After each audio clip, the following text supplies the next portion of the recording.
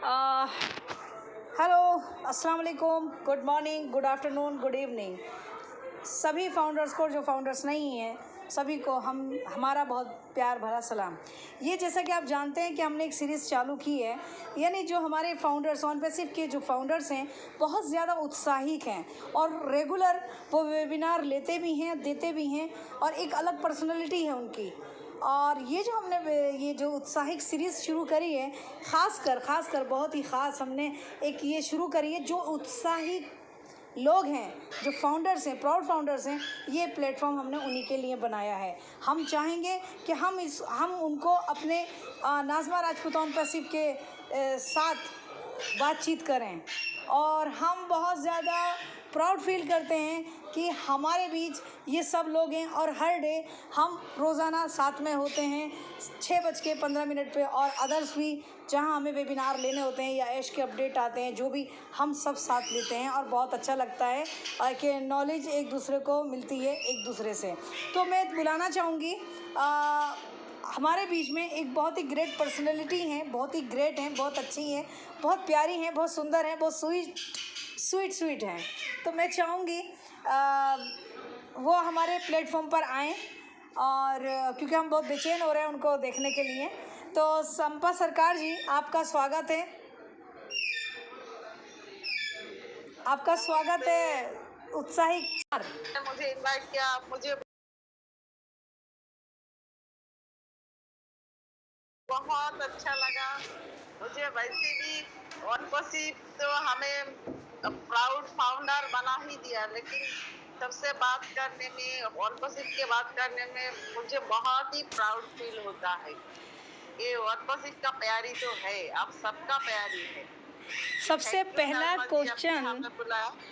Question है संपा जी, आप अपने बारे में बताइए, आप कहाँ से हैं, कौन हैं, क्या करते हो? मैं संपा सरकार वेस्ट बंगाल से हूँ। मैं एक रेलवे में एक छोटा मोटा नौकरी करती हूँ। तो रेलवे में मतलब वेस्ट बंगाल के खड़गपुर के नाम सुने होंगे आप, और जो सबसे बड़ा स्टेशन हुआ करता था नंबर 1, 1 नंबर, और तो उसी में हम काम करते हैं। तो बहुत बड़ी बात है कि आप खड़गपुर से हैं, वाकई में बहुत ही काबिल तारीफ़ है कि वहाँ से भी हमारे पास फाउंडर्स हैं और ऐसे फाउंडर्स हैं जो हर वक्त अपडेट रहते हैं। तो संपा जी, ये बताइए कि आपने ऑनपैसिव कैसे ज्वाइन किया sir ma'am? OnPassive actually OnPassive मेरे लिए एक कदम जिंदगी की ओर, मेरे लिए। वाह। क्योंकि ऑनपैसिव मेरे ख्याल से ऑनपैसिव जिंदगी है हमारे लिए। मैं तो यही मानती हूँ कि ऑनपैसिव से आने से पहले, ऑनपैसिव के आने से पहले मैं जब करती थी, लेकिन बहुत सी परेशानियों से गुजरी। तो ऑनपैसिव जब आए तब लगा जो नहीं, अभी थोड़ा जिंदगी जिया जाएगा अच्छी तरह। तो ऑनपैसिव के बारे में मेरा छोटा भाई है, वो बताए थे, दीदी ऐसा कुछ एक कंपनी मार्केट में आए हैं, तो सब लोग ज्वाइन कर रहा है, तो अब भी कर सकते हो। तो मैंने वो इससे ज्यादा कुछ नहीं बताया। तो मैं थोड़ा सर्च किया तो देखा, फिर बोला ठीक है भाई, पहले ज्वाइन कर लो, उसके बाद हम ज्वाइन करेंगे। उसके बाद भाई को ज्वाइन कराया, फिर हम ज्वाइन किया, फिर वेबिनार अटेंड किया, फिर जाना, फिर देखा ऑनपैसिव क्या चीज है, क्या करने वाली है। मतलब पूरा दुनिया बदल देने वाली है ऑनपैसिव। तो इसी के हिसाब से मैं ऑनपैसिव को धीरे धीरे जानने लगा और ऑनपैसिव को प्यार करने भी लगी। तो वो धीरे धीरे मेरे फैमिली मेंबर में 10-12 लोग हैं जो है, सबको सबका नाम में आईडी ले लिया। तो अभी तो अनपसिप जैसे खून में समा गया है।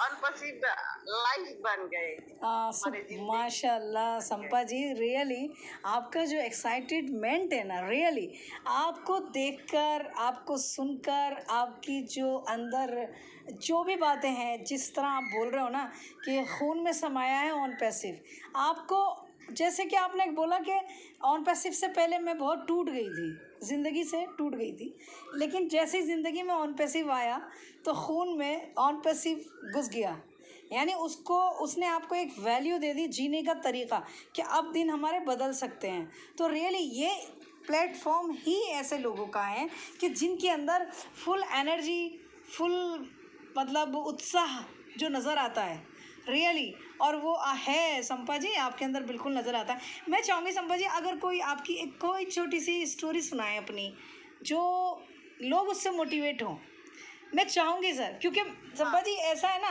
ये प्लेटफॉर्म है, ये एक ऐसी जगह है, आपकी क्या होगा पता नहीं चलेगा ना अपने को कितने लोग सुन रहे हैं। तो मैं चाहूँगी संपा जी प्लीज़ शेयर, हाँ थोड़ा सा ब्रीफ दें अपनी लाइफ का। ओके ओके जी ओके ओके सॉरी। ठीक है, देखिए मैं दूसरे किसी के बारे में नहीं जानती, लेकिन मेरा जो जिंदगी है वो बहुत ही मतलब बहुत ही धमाकेदार धमाकेदार किसी फिल्म के स्टोरी से कम नहीं है।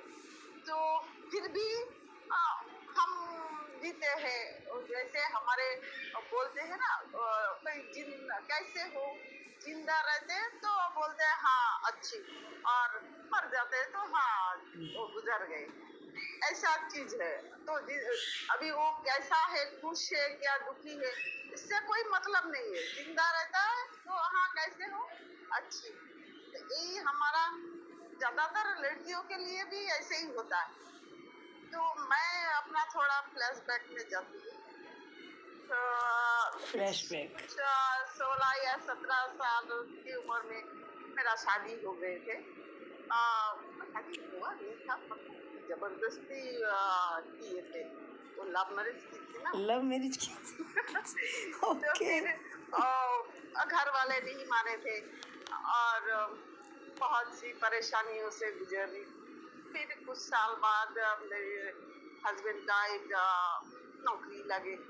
उसके बाद कुछ साल और मेरा एक बेटा हुआ। उसके बाद कुछ साल बेटा का कुछ 6-7 साल होगा। तो एक दिन मेरा हस्बैंड गए, ऑफिस गए और वापस नहीं आए। ओह। हम हमारे बेटे लेके हम कुछ बाहर अपने रिश्तेदार वगैरह से दूर ही रहते थे, क्योंकि कोई हमें इतना पसंद नहीं करते थे। एक्सक्यूज मी इसलिए संपा जी, तो हम क्या आप एक्सक्यूज मी, क्या आपके हस्बैंड अभी तक नहीं आए? नो नहीं आए, नहीं मतलब आए, नहीं आए। ओह तो ओके। एक दिन वो चले गए, वो ऑफिस गए और वापस नहीं आए। तो फिर किसी ने बताया जो वो रेलवे ट्रैक के नीचे आ गए, ओह। इसलिए नहीं आया। ओहो। तो हमने वो जिस दिन गए, ओह सुबह वेरी गए, तो शॉक्ड। उसी दिन के बाद हमने उनको नहीं देखा। मैंने भी नहीं देखा, ओह। मेरा बेटा भी नहीं देखा। तो जब किसी ने बताया रेलवे ट्रैक के नीचे आ गए, तो अगर हम आज रेलवे में काम करते हैं, हम जानते हैं रेलवे ट्रैक के नीचे अगर कोई आ जाए ना तो उसका कुछ नहीं बचता। ओहो। हम वो कौन है क्या है किसी को कोई पहचान में नहीं आता। अच्छा। तो हमारे सामने एक दिन बाद हमारे सामने कुछ ऐसे कपड़े के जैसे वो कपड़े धोने जाते हैं ना, वो लोग लेके ऐसे पोटला करके ऐसे, तो वैसे कुछ लेके आए थे हमारे सामने, जो ये है तुम्हारे बच्चे का पिता, ये है तुम्हारा पुत्र। तो उसमें कुछ पहचान का कुछ नहीं था। तो हमने, मेरा बच्चा छोटा था तभी वो, और हम भी हम दोनों ही थे। आसपास ऐसा कुछ रिश्तेदार नहीं था। फिर हमने बेटा तो हमारा कुछ विश्वास नहीं हुआ था कि सच में ऐसा हो सकता है। फिर धीरे धीरे इतना साल हो गया तो हमें धीरे धीरे पता ही चला कि हाँ वो था सच में। तो फिर तो तभी से उसी दिन के बाद से लाइफ थोड़ा अलग टाइप का हो गया। पहले जैसा था लेकिन उसके बाद जैसा हो गया, रिश्तेदार वगैरह कोई नहीं, परिवार वाला देखभाल करने वाला कोई, एक छोटा बच्चा लेके हम कहाँ जाए, किसके पास जाए, ऐसे बहुत सी। और मेरा अभी तो जितना उम्र है, तभी उम्र थोड़ा छोटा ही था। अभी तो कुछ 13-14 साल हो गया। तो बच्चा लेके हम किसके पास जाए, कहाँ जाए, कौन हमें देखेगा, हम क्या करें, बच्चे को कैसे पाले। तो ये, और मैं जो थी मैं एकदम गाँव की लड़की थी, मतलब कुछ नहीं जानती थी बाहर की दुनिया के बारे में। बाहर कभी अकेले कभी बाहर नहीं गए। तो इसी दौरान बहुत सी परेशानी, तकलीफ, झोले जले खा, कुछ ऐसा कुछ पति ने ऐसा कुछ रख के नहीं गए घर में जो उसी से हमारा दिन चले। तो धीरे धीरे कुछ मेरी एक छोटी बहन है, वो कुछ पास ही रहते थे, वो थोड़ा मदद की। फिर उसके बाद मैंने सोचा चलो मेरे लिए ना सही, बच्चे के लिए तो कुछ करना पड़ेगा। तो सुना था मेरा पति नौकरी करता था, तो मैंने कभी नहीं जानती थी कहीं, मतलब कहाँ नौकरी करते थे ये भी मैं नहीं जानती, सच में एकदम रियल बात है। तो फिर मैं तब से घर से निकलना शुरू किया, जो बच्चे के लिए तो कुछ करना पड़ेगा। हम तो जैसे है ऐसे, हम अगर मर भी जाए तो कोई बात नहीं, लेकिन बच्चे को कौन, उसका क्या कसूर है। तो फिर उसके लिए फिर मैं बाहर निकला, फिर ढूंढा कहाँ नौकरी करते थे, फिर वो घर गए, बहुत सी परेशानी। दो कुछ साल बाद फिर एक नौकरी मिली मुझे। तो फिर लाइफ थोड़ा सेटल हुआ कि नहीं, हाँ, कुछ तो काम करते हैं, बच्चे के तो हम देखभाल कर सकते हैं, पढ़ा सकते हैं बच्चे को। तो उसके बाद जैसे जिंदगी से कुछ तंग ही आ गए थे, क्योंकि मैं अकेली लड़की एक बच्चे लेकर नौकरी करते हैं, लेकिन फिर भी अकेली लड़की, मतलब बहुत ही परेशान की बात है। तो फिर धीरे धीरे जिंदगी से तंग ही आ गए थे। मैं सोची थी चलो क्या करें। एक बार सोचा चलो मर जाए, तो फिर नहीं सोचा नहीं मेरे बच्चे का क्या हो। फिर एक बार फिर बच्चे थोड़ा बड़ा हो गया, तो मैं सोचा चलो मैं सन्यासी बन जाऊं। तो उसके बाद मैंने ऑन पॉसिब ज्वाइन किया। ओह, ऑन पॉसिब ज्वाइन किया, तो फिर मैंने देखा जो मैं क्या, मुझसे मैंने, मेरे जैसे मुझसे भी बहुत दुखी लोग दुनिया में हैं। तो मैं उस दिन से मतलब अनपॉसिबल जिंदगी में जब आए तब से मैं देखा कि नहीं, हम ठीक है, कैंसिल, वो सब संन्यास वन्यास लेना कैंसिल, अभी अनपॉसिबल में आना है। और मेरे जैसा मुझसे भी जितना भी लोग हैं दुखी या परेशानी, उनको मैं, उन्हें कुछ कर, उनके ऊपर जैसे मैंने झेला, मैं खाना नहीं खा पाई, मेरे बेटे को खाना नहीं दे पाई, लेकिन ऐसे मैं दूसरे के घर में ऐसे झांक के देखना चाहती हूँ कि वो क्या खा रहे, वो खाना खा पा रहे क्या नहीं। तो ऐसे एक अलग सा जिंदगी, मतलब मैंने पहले ही बताया ना, जो अनपॉसिबल मेरे लिए जिंदगी है। तो अनपॉसिबल ऐसे अलग सा एक जिंदगी हमें दे दिया। तो ऐसे सोच भी बन गए जो हम खुद से का तो होगा ही, लेकिन दूसरे का भी, जो मेरे जैसे परेशानी किसी को ना झेलना पड़े, ये वन पसीब मुझे दिया है सच में। सच में कि बात वही आ गई कि मरना नहीं है, अब जीना है, क्योंकि हमारी ज़िंदगी में ऑन पैसिव जो आ गया है, बहुत बड़ी बात है, बहुत बड़ा कॉन्फिडेंस है संपा जी। इससे पता है कितनी लोग बहुत ही ज़्यादा मोटिवेट होते हैं। अब आपको क्या लगता है कंपनी के बारे में बताओ, चलो थोड़ा सा कंपनी को क्या समझा आपने, और क्या क्या जानते हो ऑन पैसिव के बारे में? वन पसीब के बारे में, वन पसीब ऐसा एक कंपनी जो है, जो मतलब अभी तक जितना भी इंटरनेट बिजनेस है, तो वो सबका पीछे छोड़ जाएगा, क्योंकि मैंने ऑनपसिप का एक ई बुक रहता है, वो भी मैं कभी कभी लर्न करती हूँ, क्योंकि उसमें भी हर एक जानकारी रहता है। तो ऑनपसिप ऐसा एआई टेक्नोलॉजी लेके आ रहे हैं, जो हम अपने घर में बैठ के, हम लड़कियां हो लड़के हो, अपने घर में बैठ के अपना रोज का जिंदगी जी के भी दुनिया का सेवा कर सकते हैं। तो ये जो बिजनेस करते हैं उसके लिए भी बहुत बड़ी अपॉर्चुनिटी है, जो वो उसका बिजनेस दुनिया भर में फैला सकता है। और जो बिजनेस नहीं करते, जैसे हम बिजनेस नहीं करते सॉरी, फिर भी हमें ऑनपसिप में पूरा बिजनेस सजा के हमारे हाथ में दे रहा है।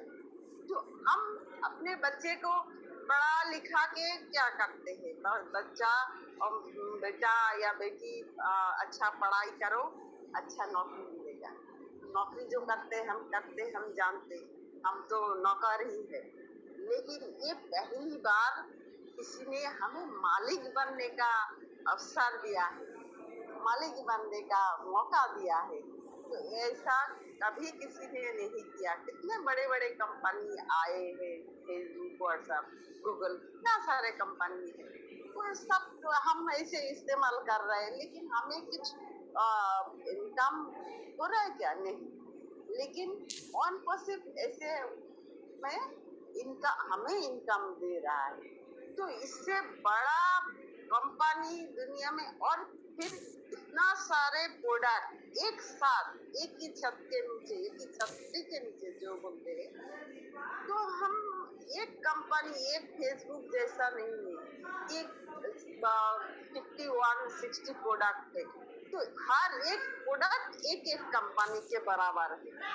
तो ये है वन पसिप। वन पसिप इतना बड़ा गहरा समुंदर है, जो इसके बारे में जितना बताओ भी कम है। सच्ची संपा जी, रियली बहुत ही मज़ा आ रहा है आपको सुनकर ना, बहुत अच्छा लग रहा है। विश्वास करो कि मैं बता नहीं सकती कि मैं आपको देखकर, आपको सुनकर बहुत अच्छा फील आ रहा है। इतना अच्छा फील वेबिनार में नहीं आता जितना अभी आ रहा है मेरे को। रियली मैं बहुत ज़्यादा एनर्जी हो रही है मेरे अंदर आपको बात करके। अच्छा संपा जी, एक बात बताइए, अब ये देखो आपने परेशानी भी दिखाई, परेशानी देखी भी, लेकिन एक ज़िंदगी में जो चेंज आया वो ऑन पैसिव फाउंडर बनने के बाद एक अपने आप को अच्छा वैल्यू पाया, अपने आप में एक वैल्यू क्रिएट हो गई। तो आप ये बताइए, आप जब इंशाल्लाह वो दिन आएगा जब हमें वहाँ से अर्निंग होगी, ऑन पैसिव से अर्निंग जो होगी, और जब हम अर्निंग के लायक हो जाएंगे, हमको अर्निंग मिलेगी, तो आपने क्या सोचा है उस अर्निंग से मैंने क्या क्या करना है? आप कुछ होगा ज़रूर संपा जी। बहुत कुछ करना है, बहुत कुछ करना है। बताएं बताएं हमारे व्यूवर्स को, हमारे फाउंडर्स जो अपने हैं, बताएं कि हम क्या करेंगे।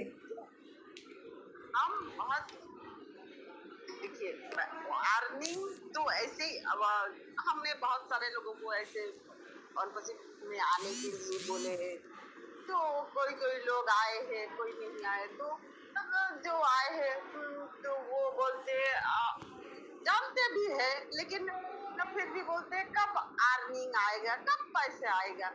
तो मैं बोलती हूँ, देखो पैसे आए, अब पैसे आने के लिए तुम्हारे पास थोड़ा पकेट, तो तुम्हारा पकेट भी तो होना चाहिए ना। पैसे कैसे आएंगे? गुड। जब तुम्हारे पास तुम्हारे नाम के वॉलेट नाम के टूल्स आएंगे ना, तो उसके बाद तुम्हारे पास अर्निंग आएगा। तो ऐसे अपने वो फाउंडर ओपन करते रहे ना, और हर दिन देखते रहे ना कब आएगा, कब आया है वो वॉलेट। तो उसके बाद सोचना देखना जहाँ मेरे पास पैसे आ रहे, तो अगर पैसे आएंगे तो मुझे मेरे बहुत सारे सपने, क्योंकि हमारे इधर बहुत छोटे छोटे बच्चे हैं जो, अब मैं तो स्टेशन में काम करती हूँ ना, तो मैं देखती हूँ कितना सारा ऐसे उम्र हो गया आदमी या महिला जो है ऐसे स्टेशन में ही सोते रहते, क्योंकि उसका परिवार वाले उनको छोड़ के गए का कोई नहीं है। ऐसे सिर्फ छोटे बच्चे हैं जो है, मैं उनके लिए भी उनके मैं ये सोचती हूँ जो मेरे ऊपर जो छाप नहीं था, लेकिन मैं उनका छाप बनना चाहती हूँ। Very good. वो जो बेसहारा लोग है ना, उनके सर के ऊपर छाप नहीं, मैं उनका छाप बनना चाहती हूँ, उनको मैं सहारा देना चाहती हूँ। लेकिन मेरे देश में जितना भी है, मैं किसी किसी को ऐसे ही फाउंडरशिप दिलाया, लेकिन सबको नहीं दे पाई, जो बहुत और भी बहुत सारे प्रॉब्लम में है। तो मैं उनके लिए भी मेंबरशिप जब, क्योंकि मैंने 2 आईडी लगा के रखे मैं अपने नाम पे, एक आईडी में चलो मेरे बच्चे मेरा परिवार जो भी है, तो और एक आईडी के लिए, एक आईडी से हम दूसरे के लिए काम करेंगे। ऐसे मेरा मैंने सोच के रखे। और फिर मुझे वो जानवर से मुझे बहुत डर, कुत्ता बिल्ली रास्ते में घूमते खाना नहीं, अभी कोविड के टाइम में बहुत सारे डॉगी रास्ते में ऐसे बिना खाए, मैं अपने मैं यार मेरे बेटा है, लेकिन मैं बहुत बड़ा हंडी भर के खाना बनाती उनको खिलाती। तो मुझे इसे में बहुत किसी को खाना खिलाना, भूखे को खाना खिलाना, ये जो उसके इसके लिए उसका जो खाना खाने के बाद उसका मन में जो ऐसे कुछ शांति आता है ना, उसका जो स्माइल होता है, उससे मतलब जन्नत मिल जाता है, ऐसे मुझे लगता है। मुझे बहुत अच्छा लगता है जो वो भूखे को खाना खिला के जो शांति मिलती है ना अपने आप, वो किसी में नहीं मिलते।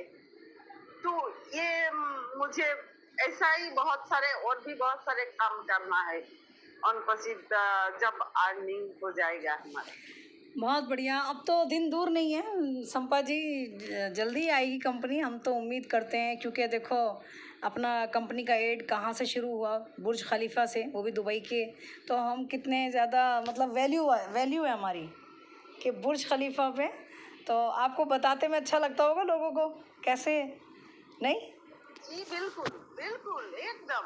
हाँ देखो, हमारा जो लोग ऐसे क्या करते हो, वो देखो क्या होगा, पैसे में कभी नहीं आएगा, ठीक है ऐसे ही रहना। हम जैसे है वैसे तो चल रहा है, लेकिन एक दिन आएगा जरूर जो तुम देखोगे जे है हमारा कंपनी क्या कर रहा है। हमारा कंपनी बुर्ज खलीफा में भी 2 कंपनी का ऑफिस बना दिया, तो ऐसे और भी कितने सारे ऑफिस होगा।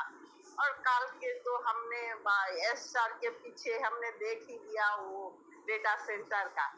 तो बहुत सारा चीज है जो अनपसिद्ध लाइफ जैसे बोलते हैं ना, जो अनपसिद्ध डेटा सेंटर लाइफ, लेकिन मैं बोलती हूँ अनपसिद्ध लाइफ।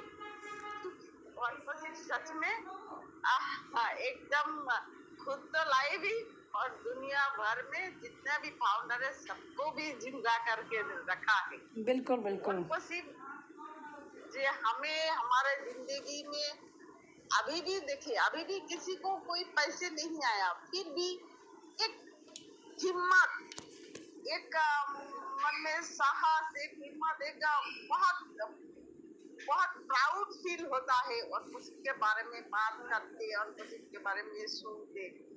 तो मुझे तो ऐसा बहुत बड़ी प्राउड फील होता है अनपसंद में आके। संपा जी, मुझे कुछ अपने मिलता है। प्राउड फाउंडर्स के लिए कुछ कहना चाहेंगी?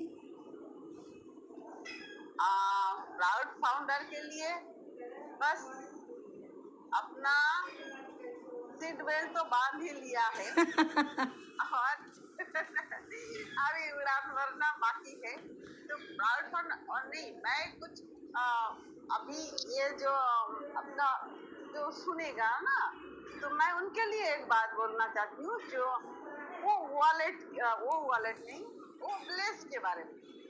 देखिए, अब मैं वो ब्लेस के बारे में इतना मतलब साफ तरीके से हम कोई भी इतना नहीं जानते वो ब्लेस, क्योंकि वो ब्लेस बहुत बड़े प्रोडक्ट है।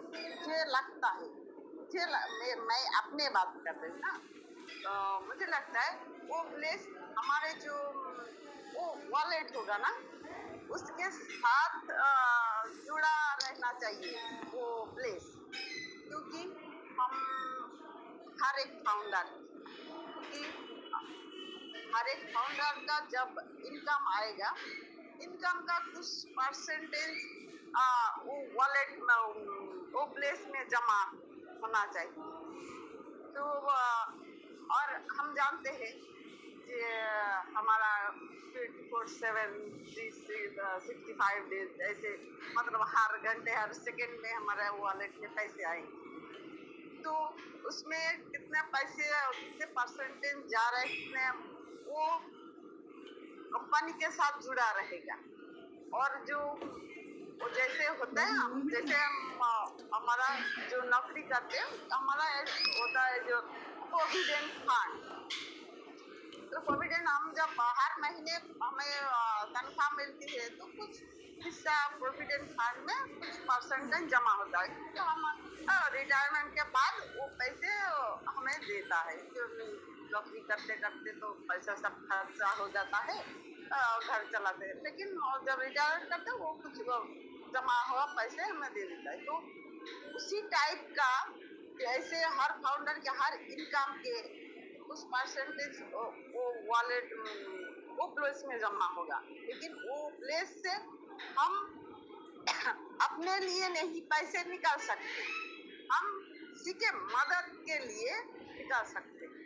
क्योंकि जो अगर किसी ऑर्गेनाइजेशन को हम कुछ डोनेट करना चाहते हैं, किसी गरीब को हम देना चाहते हैं, तो उसी हिसाब के उसके नाम, उसके ऑर्गेनाइजेशन हिसाब से उधर फॉर्म भरना पड़ेगा, फिर उधर से हम उसको पैसे दे सकते। तो मेरे ख्याल से ऐसा सिस्टम होना चाहिए। वो बिल्कुल होगा संपा जी, बिल्कुल होगा। आपकी सोच इतनी अच्छी है और आप इतने अच्छे से सच बताऊं तो ऑन पैसिव को आपने बहुत अच्छे से समझा है, टू द पॉइंट। मतलब हमें तो जर्नल में ही इतना अच्छा लग रहा है कि रियली आपको बहुत नॉलेज है। अच्छा, एक चीज़ और, आप जो नॉन फाउंडर्स हैं, जो अभी ग्रीन आईडी नहीं करी हैं या अदरवाइज़ अभी रुके हुए हैं, जैसा कि आप जानती हैं कि 22 तारीख को क्लोजिंग होने वाली है, यानी कि लास्ट है ये अब, तो उसके लिए क्या कहेंगे आप नॉन फाउंडर्स के लिए? 22 तारीख को क्लोज होने वाले हैं। 23 तारीख इंडियन टाइम, 23 तारीख ऐसा कुछ बड़ा होगा। तो नॉन फाउंडर जो अभी भी टाइम है, उनके लिए मैं बोलना चाहती हूँ, अभी भी मौका मिल सकता है, अभी भी टाइम है अपना जिंदगी बदलने के लिए आपके पास। तो फिर जिंदगी भर ऐसे जितने भी मतलब सिर फोड़ो, जितने भी जो भी करो, ऐसे पोजीशन और नहीं मिलेगा। तो जैसे कल रात में भी यश ने बोल दिया जो फाउंडरशिप क्लोज एकदम, तो वो तो क्लोज मतलब उन्होंने बोल दिया, मतलब क्लोज। तो उसके बाद कोई भी सर फोड़े, ज्यादा पैसे दे, लाखों पैसे दे, फिर भी नहीं कर सकते फाउंडरशिप में, हाँ वो कस्टमर बन सकते, वो कस्टमर बन सकते हैं लेकिन फाउंडर नहीं बन सकते। तो वो ऐसा उनके लिए ये एक आखिरी मौका है। बिल्कुल फाउंडरशिप बिल्कुल लेना चाहते हैं। बिल्कुल सही कह रही हैं संपा जी। अच्छा संपा जी, एक लास्ट सवाल। ओके, आपको यहाँ हमारी जो सीरीज़ है उत्साही फाउंडर्स के साथ बातचीत, तो आपको यहाँ आके कैसा लगा और कैसा फील कर रही हैं आप?